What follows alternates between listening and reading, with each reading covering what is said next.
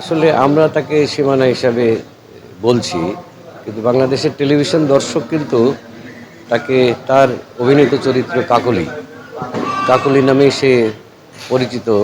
এবং গতকালকেও আহ, না আজকে সকালেই একজন লিখেছে, পোস্ট করেছে যে কাকলি ফাইনালি চলে গেল রুইতনের কাছে। মানে সেকেন্ড সারিসুরিতে মোশাররফ করিমের চরিত্রের নাম ছিল রুইতন, সেই মোশাররফ করিমের বিপরীতে ও অভিনয় করত।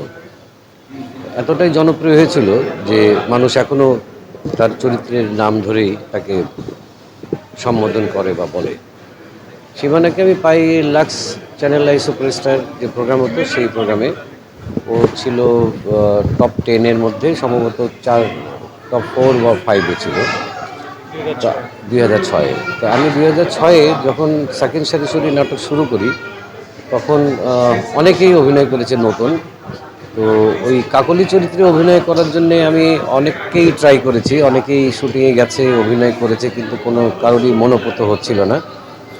পরে সীমানাকে নিয়ে যখন কাজটা শুরু করি, সীমানা খুব অল্প সময়ের মধ্যেই চরিত্রটা ধারণ করতে পারে এবং চরিত্রটা ছিল খুব স্ট্রং একটা ক্যারেক্টার। মোশাররফ করিমকে সবসময় চাপের উপরে রাখা, ঝাড়ি দিয়ে রাখা, সেরকম একটা চরিত্রে সীমানা তখন দেখতেও খুব ছোটোখাটো এবং খুবই পাতলা শুকনা টাইপের একটা মেয়ে ছিল, কিন্তু চোখগুলো খুব শার্প। অভিনয়টা এত দুর্দান্ত করলো, আমাদের ইউনিটের সবাই খুব অবাক হলো যে নতুন একটা মেয়ে এরকম দাপটের সাথে অভিনয় করছে, মোশাররফ করিম, চঞ্চল, আকুম হাসান এদের সাথে। তো তারপরে আমার আরও বেশ কয়েকটা সিঙ্গেল নাটক করেছে, বিশেষ করে কলেজ স্টুডেন্ট, এটা তো দেখছেনই, মানে সোশ্যাল মিডিয়াতে দেখা যায়। তো সীমানা খুব, আমি বলবো যে ওই সময়ে ও খুব ডেডিকেটেড এবং কমিটেড শিল্পী ছিল, যে কারণে খুব অল্প সময়ে সীমানা সবার দর্শকদের নজর কেড়েছিল, সবার হৃদয়ে স্থান করেছিল। মাঝখানে অনেক দিনের গ্যাপ, হয়তো তার সাংসারিক জীবন এই কারণে হয়তো গ্যাপ নিয়েছিল।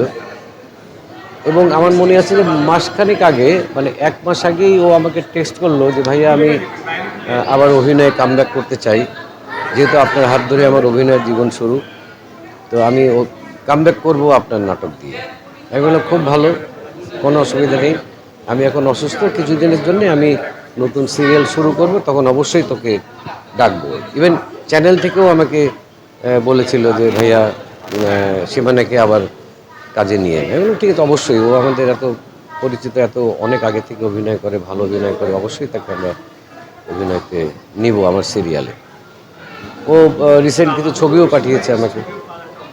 আমি ভেবেওছি যে ঈদের পরে আমার নতুন সিরিয়াল শুরু হলে ওকে কাস্ট করবো, কিন্তু হলো না। মানে জীবনের সীমানা পেরিয়েও চলে গেল ও। সীমানা, আল্লাহ আসলে কখন কাকে নিয়ে যান, কখন কাকে ডাকেন, এটা তো আমাদের হাতে নেই, আমরা বলতে পারি না।